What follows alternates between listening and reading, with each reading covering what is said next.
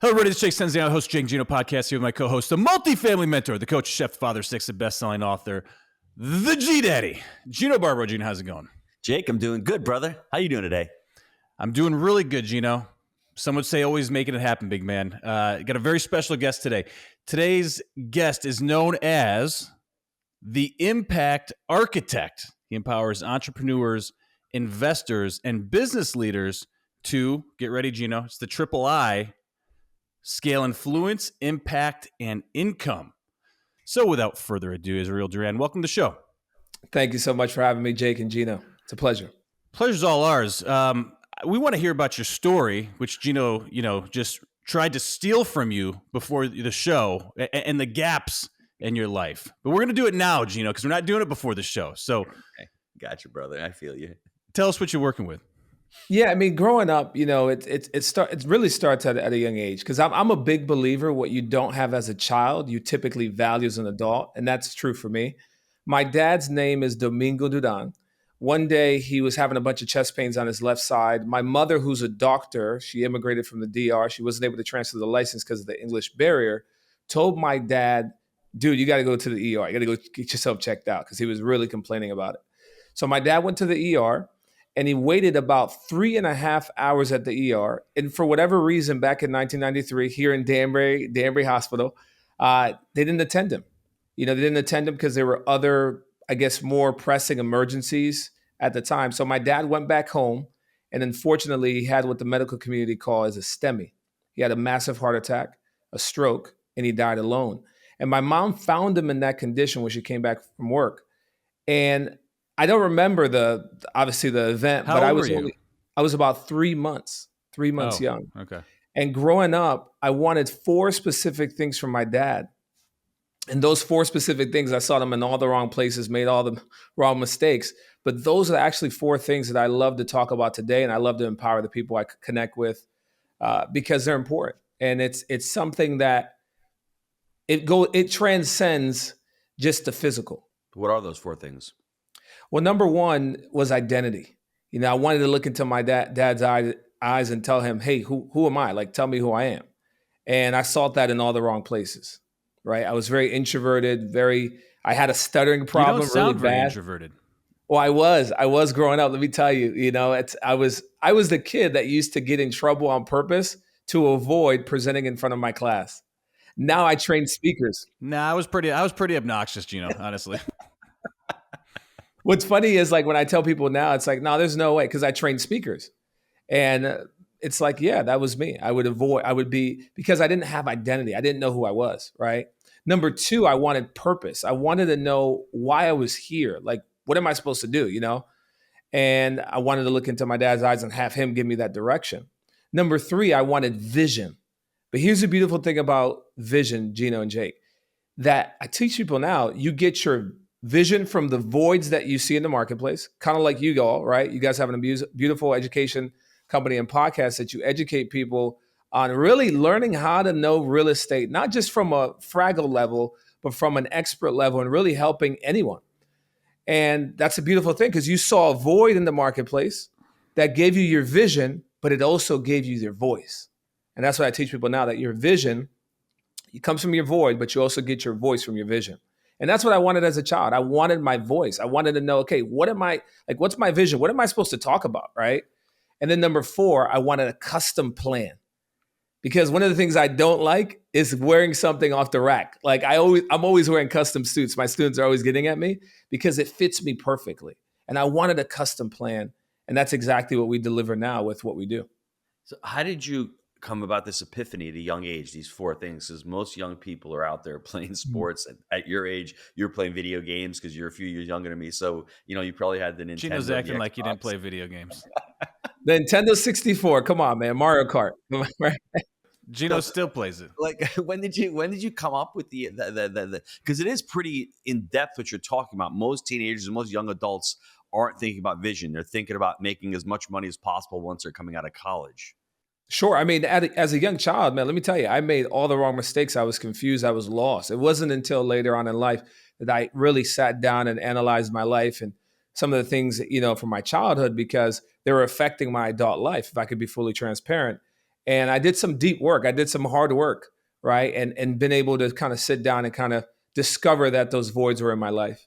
Israel, did you go to college? Did you graduate college? Did you get into the corporate world after that?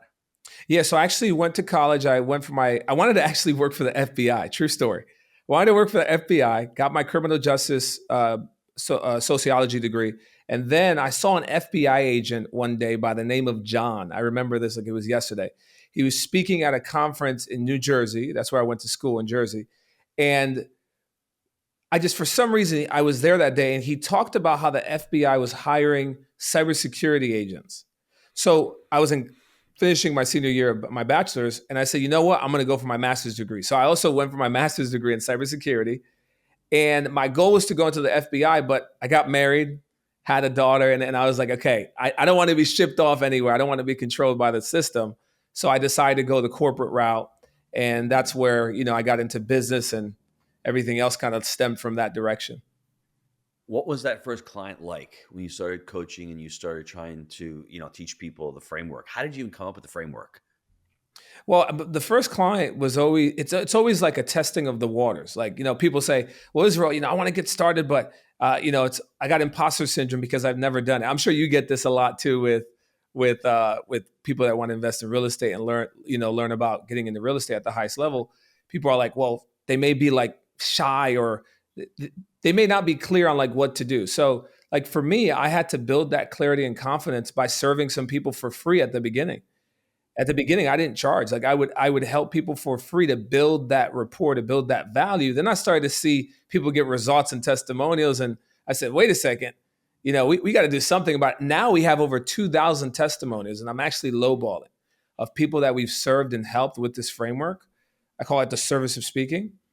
But at the beginning, it was, I had to get my feet wet, if you will, And how did you end up deciding to leave the corporate world? When was that? I got into a car accident, Gino.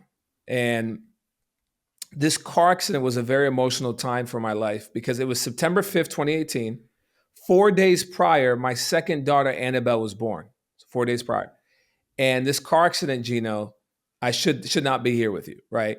It was a freak accident. I came out of the car accident. When I came out of the car, there was an 18-wheeler that stopped behind me, a smaller car that stopped in front of me. And the guy in the front car, he comes out, he runs to me because he saw what happened. And he comes up to me, he says, dude, and he curses. He says, you hit that railing perfectly. If you would have hit that railing any other way, your car would have flipped over and gone into the lake. And when he said that to me, it was like I felt like a call, like something telling me it's time to release what it is that you have. And within 3 days from that car accident, Gino, I launched my third business. And within 3 weeks, I launched my first book in 2 languages called Money Management Mindset. I launched it in English and Spanish. That book has opened doors for me that no amount of money can buy. Because what I didn't realize was that I was in my own way. I was in the corporate space, had some businesses on the side, but I was very comfortable. And the car accident was actually a blessing in my life to kind of get me to wake up. Because if I would have died at that moment, unfortunately, my daughter wouldn't have seen me either. And it's a very emotional thing for me. And then when you launch the business, let's go over that framework, because I think there's a lot of people listening here who are probably struggling as well. They've got a voice, they've got a vision. They don't know if and when they should step into it. Are they ready? So let's get into it. Yeah, I would love to teach on the law or the principle of impact, because when I started my business, the focus was to make an impact, right? But that word gets thrown around so much, Jake and Gino. It's like, well, make an impact. But what does that actually mean? And how can we practically make an impact? So just like we all believe, in order to make an impact, we have to have the income or resources to do so. So the principle of impact really gives us 4 clear steps of how we do it, right? So I would love to go over those 4 steps. Step number 1 is education, right? Simply put, but it's not just college education, right? Because I could be fully transparent now. What I went to school for, I'm not doing today. And that's actually true for 80% of people, this data shows. So, but it's not just any education, it's specialized education. That's why I love this show and what you all do, because you provide education that's actually practical and knowledgeable for anyone to learn how to be successful when it comes to real estate. Think about that for a second. 80% of people that go to college don't use it. Guilty, Gino, I'm pointing at you, guilty, and same. So if you're listening right now, and maybe you've already got burned by this, I'm not trying to play victim here, and you win or whatever, but maybe you signed up for something that you shouldn't have. Teach your kids, right? Make sure your kids are doing something specialized that they're going to be able to use at the next level before you spend your hard-earned dollars for it. A $150,000 experience is sort of what you're getting. That may not be the best use of your resources, but carry on, because that just sat with me when you said that.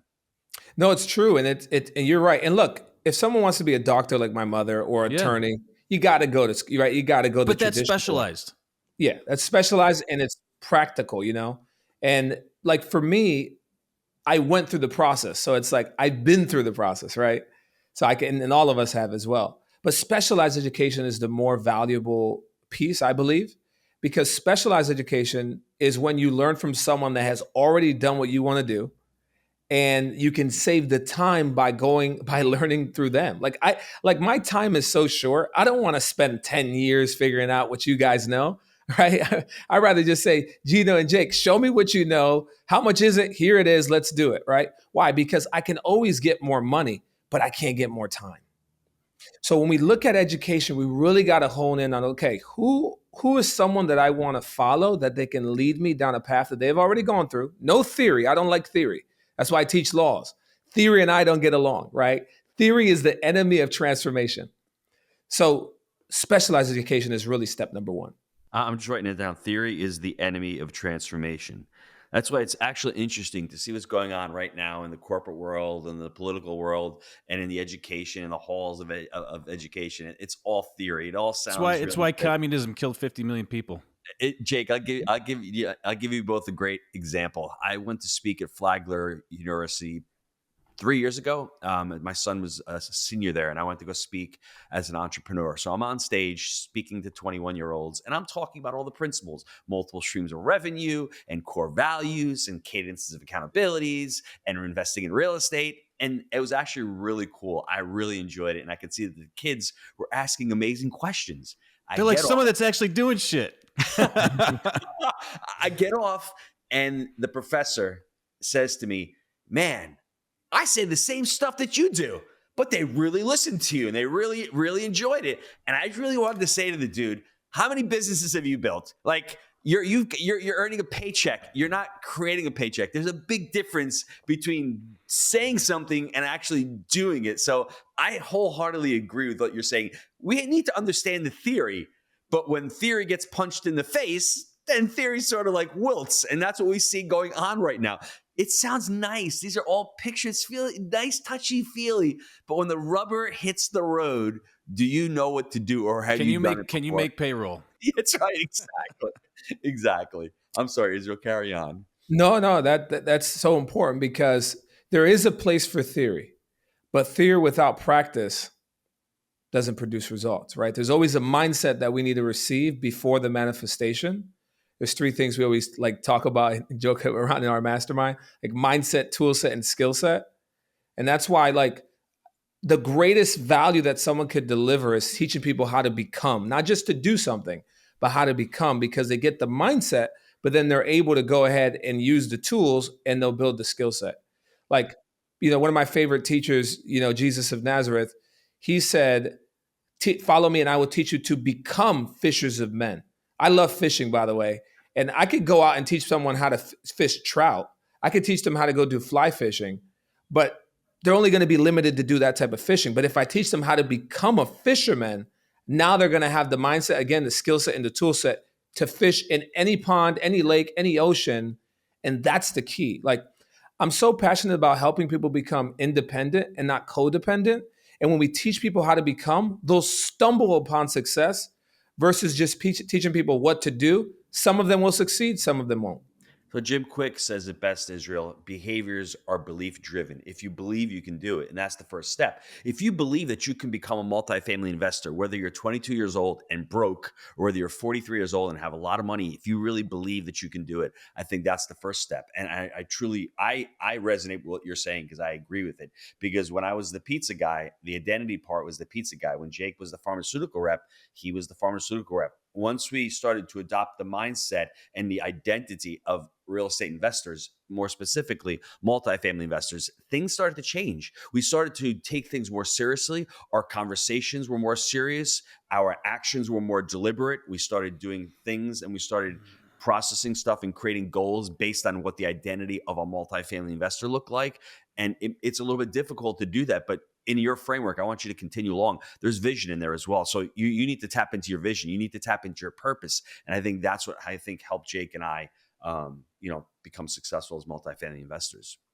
That's beautiful. And it's key. It's key because a lot of us, like, business is not just about making money. Business is about acquiring a customer at the lowest cost, right? And then if we make a profit, that's What really about where it's serving the at. customer, right? And serving. At a Yes. high level, right? Yeah. It's all about service. And on that point, step number 2 on the principle of impact has to do with service, has to do with what we call leverage systems, right? People are so focused on trying to make a dollar, but they realize that it's first service. So how do we serve them? We build value systems, kind of like a podcast, could be an email list, could be a distribution system of content, could be you speaking on stage, educating the market, but really honing in on how can we build value to the market that we want to serve. That's number 2. Mm-hmm. So I got education. What was number 2 specifically? Education number 2 is leverage systems, building leverage systems in the market that you want to serve in. Would also be about like writing books? I'm sorry to interrupt you. Like writing an ebook, downloads, PDF, kind of YouTube videos, blog videos, that kind of stuff. Okay. 100%. It's building what we call the network effect. I was just with one of my mentors last week, Russell Brunson. And one of the things I love about being in front of rooms where people are always learning and growing, you got the best of the best, it raises everybody else up. And one of the topics that we talked about was AI and how AI is changing the game. Here's what AI will never be able to change: brand. AI may be able to copy the information, but brand is something that they're not going to be able to copy, because brand, when done right, creates an identity, but it also creates a network effect. It creates a community, right? That you bring people around, and that's something that AI can't duplicate. It can do a lot of the supporting functions to build the brand, right?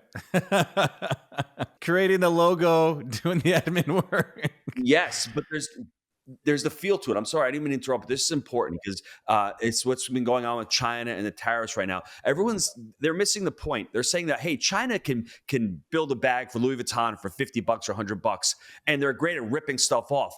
But Louis Vuitton is the brand. It's the feel. It's everything about that. Dude, it's exclusivity. Yeah, that's what I'm saying. That's what China and that's what you're talking with the brand. And AI cannot rip that off. They can sort of create it and help you create it and tell you what kind of content and help you with the SEO. But ultimately, I agree with you, Israel. It cannot replicate it, and it cannot be the brand or become the brand. When step number 2 happens well, when people do it well, like you all, as a perfect example, number 3 happens easily. And number 3 is the most important. Number 3 is influence. Now, I teach another concept that's called the law of influence and the law of breakthrough. Simply put, imagine when you take a seed into the ground. Like, picture that ground being the market that you want to go into. So if you want to go into a market to really monetize and make an impact, you got to be willing to go into the ground and do the work where nobody sees you, in the dark, in the hidden side, right? That's the first step, obscurity, darkness. If you're willing to go through the darkness where nobody sees you doing the hard work, then you'll start to grow, but you'll hit what we call resistance is step number 2.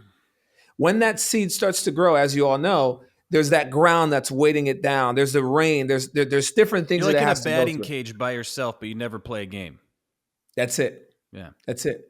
Most people, though, they give up at the step of resistance. About 95%, actually. When things get tough, when things are hard, where disruption hits them, right? They get up, they say, you know what, Gino and Jake, I want to go and invest in real estate. Boom, all heaven breaks loose, right? Things happen, and then they get discouraged, many of them, unless they have resilience. But if they're willing to be resistant, if they're willing to break through resistance, then they get step number 3, which is acceptance in that market, and then they'll get some acceleration. But this is how we build influence. In influence, the way I teach people to build their influence has to do with three simple things. Number one, strength, showing strength as a human being, but as a leader in the market or whatever's place they're in, because the measurement of leadership is actually influence. I can tell someone's leadership by the people that are following them the right way. Step number two with building influence is showing empathy. It's going back to what you said, Jake, service, empathy, really caring. There's a great saying. It says, no one really cares until they know how much you care. That's the key. And that's a skill set, right? Empathy. And then number three, kindness. And once we build the influence, step number four happens almost instantaneous. And step number four is truly monetizing. And then when we monetize, we're able to make an impact. It's interesting what you're saying, because when we got started investing, it took us 18 months to find our first deal. And I believe this to this day, and I've said it to Gino a million times, the best thing that we ever did in our entire business career is we didn't quit. And that's because once that first deal got on board, as Gino likes to say, it was put on the conveyor belt, things started to move. And then the next deal came on because you knew you could do it. And then the deal started getting bigger and bigger. And things started to grow with that persistence. So many people hit the wall and think it's too hard, and they just don't get the first one, because everything starts with the first deal. The second one's going to be, I don't want to say it's going to be easy, but it will be easier because you're going to understand more. You're going to have more team members around you. You're going to have more resources, more contacts. And that's just the way the world works. So can we sit here for a second, though? Because this is truly important for me to get people to break through. You're at the resistance level. And I was, as Tony Robbins likes to say, you're either moving away from pain or you're moving towards pleasure. And I was moving away from pain at that point. And at that time, Jake decides to go buy a house in the 18-month period. I just wanted to make it harder on myself. It was like starting to look too easy. Right? You're killing me. What's going on? We got to buy this first. You got to take care of your wife, Gino. All right. I'm sitting in my basement on the phone, and Jake's like, yeah, I'm buying a house. I'm like, bro, really? Really? I'm not more important. Oh, okay. Your wife's more important. I get it. But that resistance was because I needed to find other income. I needed to do something for my family. One of the 7 deadly sins, I felt as if I was being slothful. That was really painful to me. I was going against what my core values were.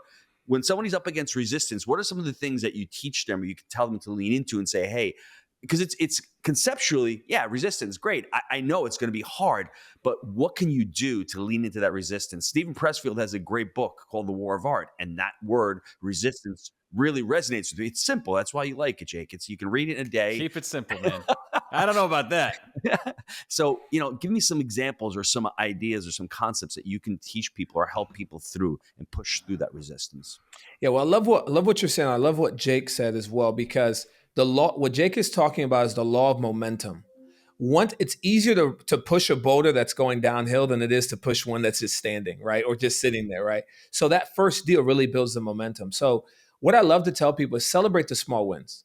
So many times we're caught up with trying to I have this huge vision. The vision's important, but we don't celebrate the small wins that are actually building the momentum for us to get the bigger win, right?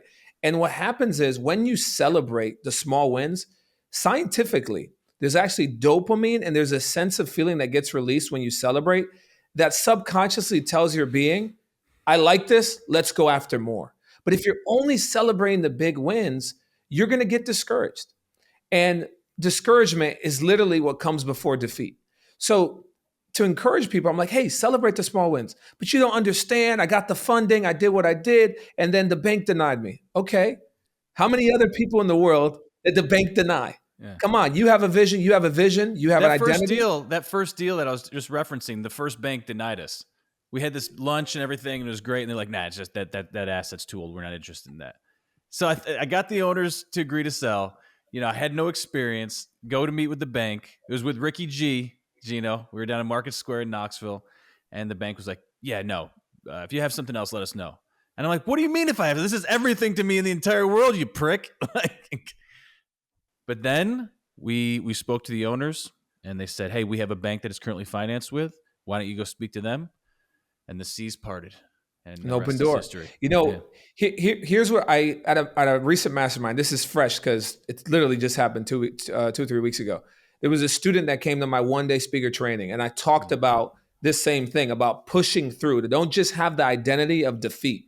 Because what happens is people, they put it out there, and then they get somebody says no, and they're like, okay, and then they kind of like go, because their mindset is already there. They're already defeated. Like their mindset is like, I already lost. So it's like they try and then they say no, and it's like, I'm done.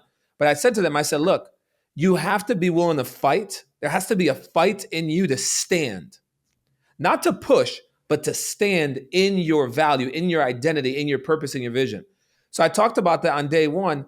Literally, this young lady, she's about 23 years of age, the youngest person in my room, by the way, because most people that are looking to change their life, unfortunately, they got to waste 20, 30 years until they understand, okay, I need help. So most of the people we work with are over 40. But she's the youngest person in our room. And she comes back on day two and she says, yes, I have something to share. Yesterday, I had a call at the end of the day. And I was talking to a potential client, and I listened to you because her fees were at like $2,000. I said, you got to raise your prices, go to 10 grand. She's like, I don't want to go to 10 grand. But she listened to me.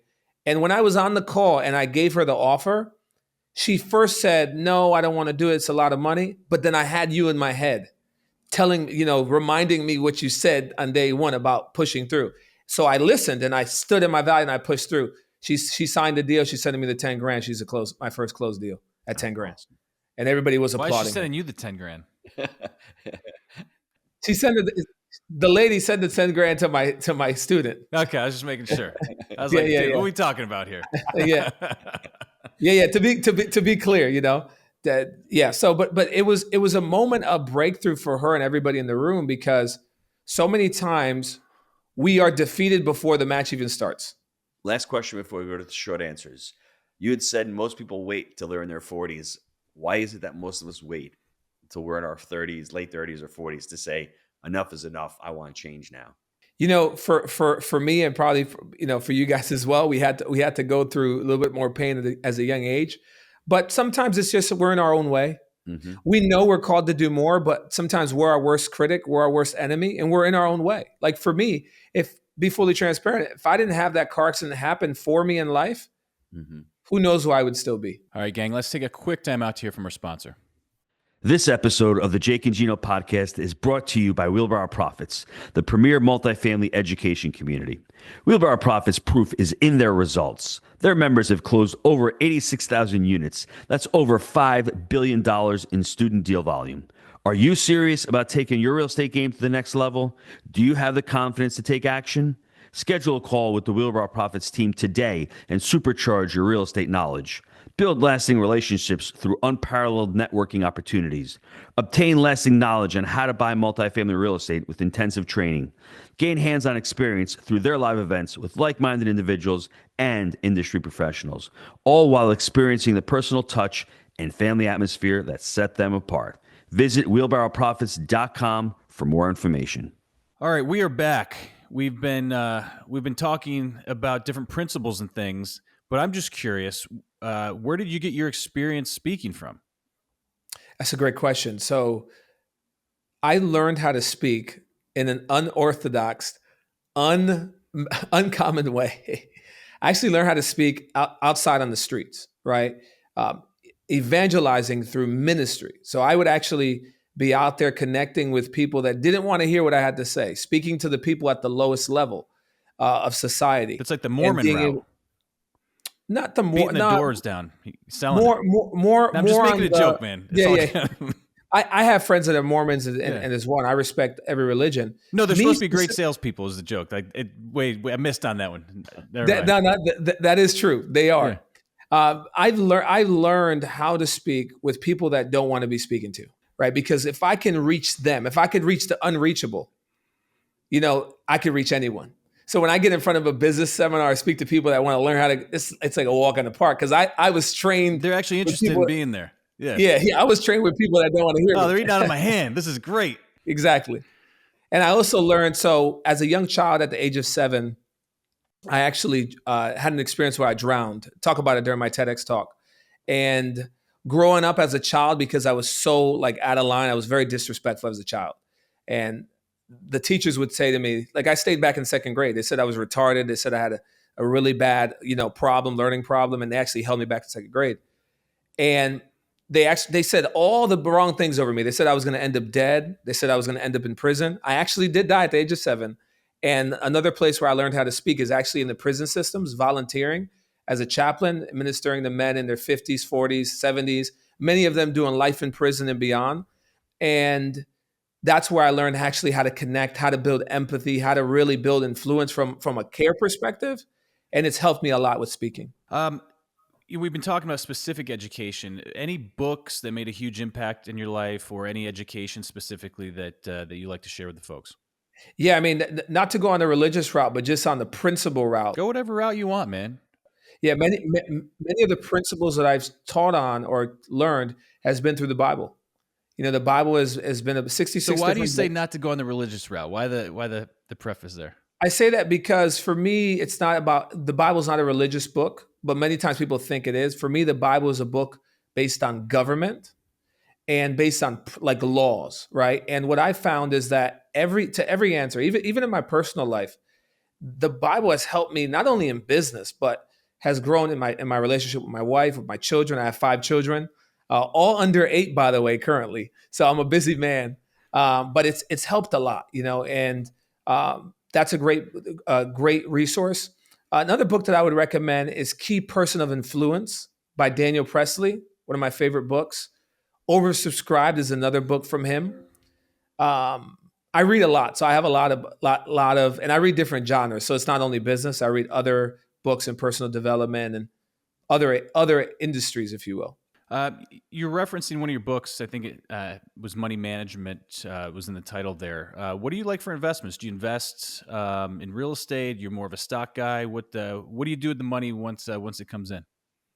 So I love to double down and invest in people and grow through acquisitions and acquire partnerships that I'm in that maybe I'm in one industry, but I'm not an expert at that industry, but I can help them on a marketing side. So I reinvest that way. Real estate's always the key. We do more lower level investments, like, under 4 units. I know you guys have 1,800 units. You do that with partners? I do. I have a whole network of investors. So one of the things, my vision is a big vision, and I can't do it on my own. So one of the networks I have in my ecosystem of companies is actually a business investor network. So I have a list of different investors that I build relationships with that are all seeking to invest in different verticals, some in real estate, some in AI, tech, SaaS. It just depends. So I build those relationships. So when a deal comes to my table that I don't want it, I'll go ahead and connect the 2 and 2. So we do a lot of that. But real estate is king. I mean, real estate's not going anywhere. But this is what you guys master. Israel, let me ask you a question real quick about AI. Have you been using AI as far as if you're in a digital marketing space, if you're in copywriting, sales, funnels, have you used AI and you have any tips on using AI? We've used AI, and we actually do a lot of AI consulting and implementation for some of our prime students inside of our agency, because AI is everything. So one of the things we're testing right now with AI is having a process in place so we can increase our show up rate for our events, and it's been working phenomenally, like phenomenal. It's compared to what it was like, because we were struggling with our show up rate. To be fully transparent, we weren't hitting the numbers that we wanted to. So we said, okay, how can we increase this? And that's when we started to use some AI stuff to. People get a ticket and then not eventually show up. So it's just taking the commitment to making sure they're actually present. 100%. And using AI with that. Another thing that AI is good with is productivity, like systematizing SOPs for your business, like processes. That's really good. But there's so many different use cases with AI, Gino. I mean, it's pretty amazing. It's also scary at the same time, not in the sense of like scary and like we're afraid of it, but they say that AI is going to replace. I'm kind of afraid of it. Say it again. I'm legitimately afraid of it. Yeah, I mean, here's what I'll say. To be fully transparent, because on the one hand, I love the idea of having a robot programmed with AI in my house to do my laundry and make my steak. But at the same time, when the thing gets pissed at me and decides to kill me, I kind of, that freaks me out a little bit too. Yeah, Gino's acting like, oh, that could never happen. That would never happen. Gino, come on, man. Come on, dude. You know that's coming. They say that they put things in Hollywood before it actually happens. That's what they Dude, say. Terminator 2 was on the other night. I believe in that shit. All right. What I would say is there is a real conversation that needs to be had with the reality of AI not only being able to take people's jobs. It's not that. It's not that it's going Nobody's to take having people's that jobs. conversation right now. Yeah, it's gonna take out businesses. That's the dip. So It's a you take out runaway a business, you train, take out the jobs. there ain't no stopping it. So you know what's interesting? Yeah, it's interesting is you write a book, and AI can actually write a book from you, and it can pull sources. So it's like, who's got copyright anymore? Like, you're pulling stuff from different places, and that's very. And I'm confused about that. Like, I actually wrote my book, Happy Money, Happy Family, Happy Legacy. Went on to chat. I said, "Can you just give me an outline?" He gave me the outline. Now, I did the work. I had a ghostwriter, but I literally wrote the book myself, and chat can help me out. But I know of investors, syndicators who have written 300-page books just utilizing chat. And I'm like, well, where are they getting that information from? They're getting it from everyone else's websites, and they're getting it from everyone else's IP and everyone else's, and that's one thing that I don't know how that's going to go. Yeah, you just said you used a ghostwriter and Chat GPT, but you wrote the book yourself. Well, ghostwriter is... Come on, dude. What are you saying right now? Ghostwriter and the fact that they edited what I wrote. I literally wrote all the chapters. I'm messing with you. You're not messing with me. And it's interesting. It's just a tool, right? But you can actually... And chat, it can, but it can't get your own voice. That's the interesting thing. There's some certain nuance to the way you write, and chat can't pull out the stories that you have to embed into your own book. But what do you see with that? Because I see a lot of people using it and literally writing books through using chat. Yeah, we actually have a process that's organic. We actually teach people how to speak their book. It's a whole different process. But there's got to be very careful if you're going to use ChatGPT to write a book, because instantly all copyright is removed. And I want to have my IP protected. So I don't use ChatGPT to write books, because I know other people are recommending something different, but I would really recommend you to just do your research before you go that route, because you remove instantly the copyright, and now it's like just public use, right? Really being able to protect your IP is key. Very cool. Yeah. Israel, what's the best way for folks to get a hold of you and find out more about your companies? What I want to do is give the listeners a gift, something that we typically charge for. And because you, Jake and Gino, you both, I want to give them a gift. It's called the Online Business Blueprint. It goes over what I call the law of the leak, and really able to show people where their leaks are so they can cover those leaks and go for more. Quick story on this. Like, I see you, Gino, you're behind some water, right? Like, I teach something called the beach of abundance.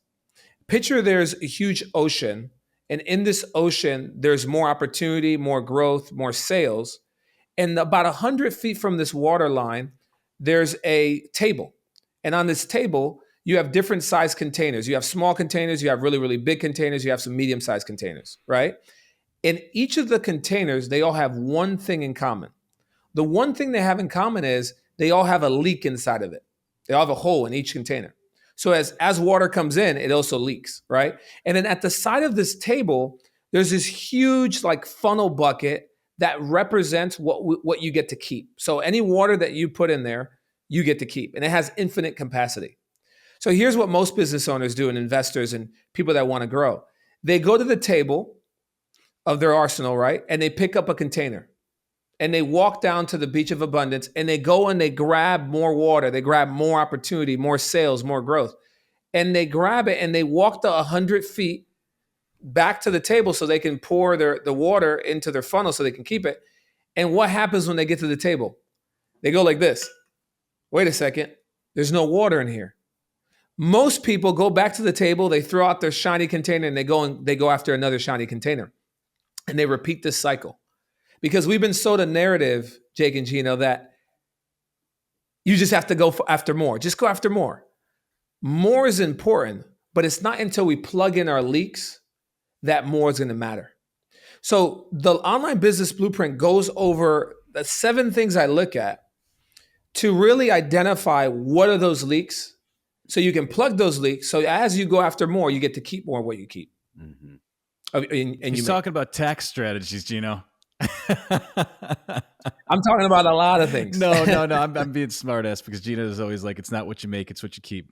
So No, but you're right. No, but you're on a serious note. You're right. One of the key levers that we teach is on operations, and in there is tax structure. You're 100% correct. And it's interesting from our perspective, from our portfolio, we can continue to buy assets and put on more units. But if you're outgrowing your infrastructure and you're not managing what you have, it doesn't matter how many more you get because you're not going to know. It really resonates with what you're saying with me, 100%.